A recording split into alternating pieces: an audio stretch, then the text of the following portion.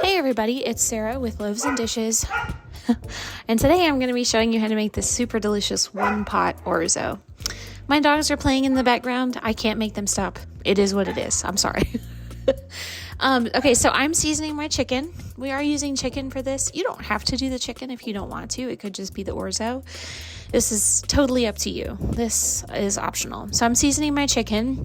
I put a little olive oil on, and now I'm putting on some garlic powder, onion powder, salt, pepper, paprika, and Italian seasoning. And I've said this before, but I'm going to say it again. When you season meats, you want to make sure that you season them more than you think you need to, because a bunch of the seasoning is going to be lost when it hits the pan. I think about half is the estimate of what comes off when it hits the pan. So if you under season and then half comes off in the pan, you're left with unseasoned, bland chicken, and nobody wants that. And you don't have to use chicken thighs. You could use chicken breasts. You just want to make sure that you cook them slow because you want them to stay tender and juicy. And it's easier to keep chicken thighs juicy and tender, I think. So that's why I went with chicken thighs. Also, it's what I had in the fridge. So, okay, so I put a little olive oil in my pot, and my pot has been heating up, and I'm just putting my chicken thighs in there. And then I'm going to cover them, and I'm going to let them cook for a few minutes. And then I'm going to flip them once they get nice and golden on the bottom. Flip them, and then I'm going to let them cook some more. And once they're cooked through, I'm going to remove them, and I'm going to put them on a plate and set those aside.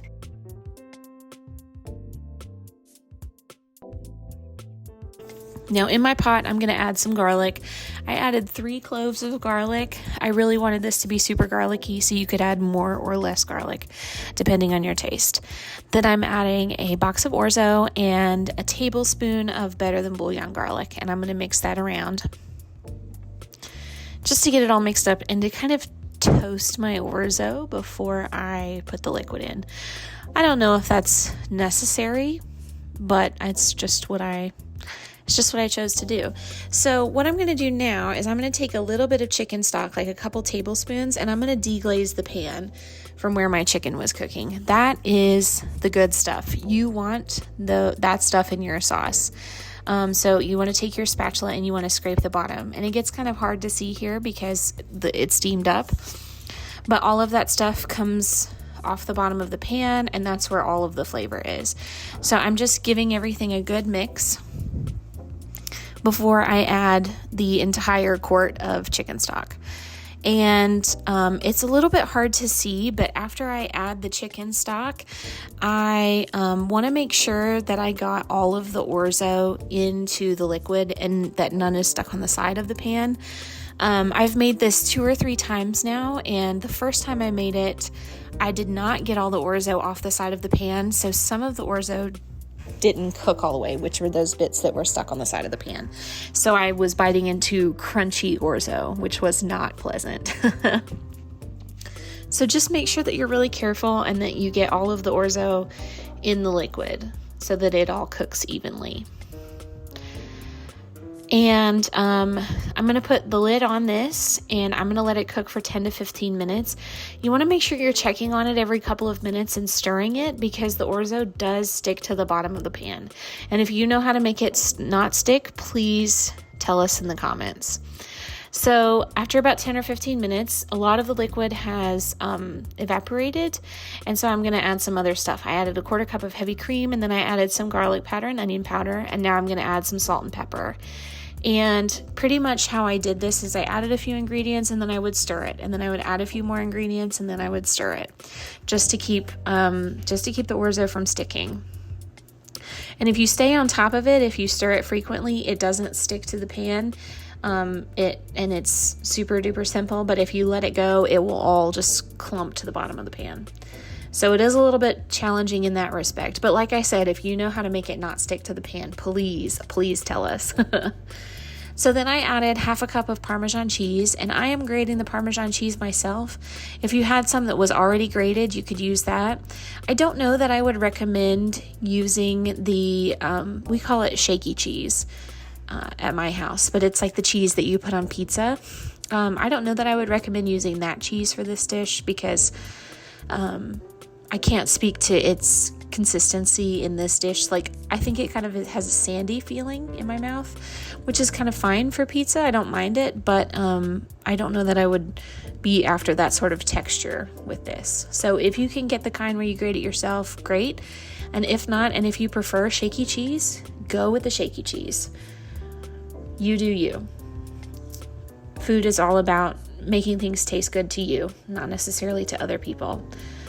So then I gave that a mix, and the Parmesan cheese gives it a really nice, creamy, salty bite. It really amps it up.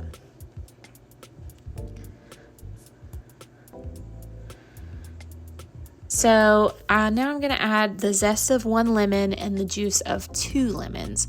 I like things really lemony, so if you only wanted to go with like the juice of 1 lemon, that would be fine.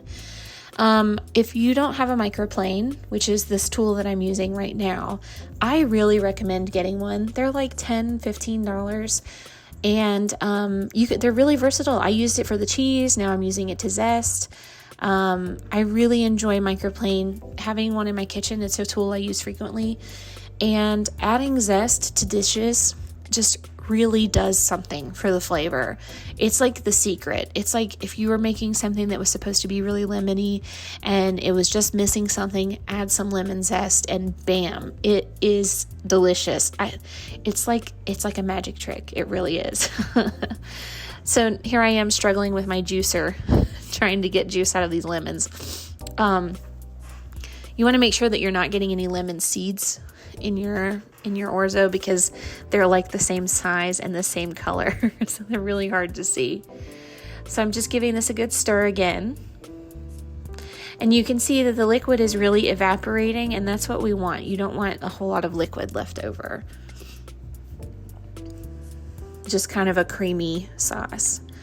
So now I'm going to add some spinach. I added about 2 cups of spinach and some sun-dried tomatoes. That's optional. You don't have to add that. I will say that if you add the spinach, stir it around, wilt it, and then immediately remove it from the heat. Otherwise, spinach gets this like overdone, stringy kind of texture. But if you do it this way, where you just kind of wilt it really fast and then take it off the heat, it keeps the spinach more fresh, and it's very good. And that is coming from someone who does not like cooked spinach. It was delicious. So I added those 2 ingredients, and then I'm going to put my chicken back on top just to kind of warm it up a little bit, and that is it. If you want to see more recipes like these, check out loavesandishes.net.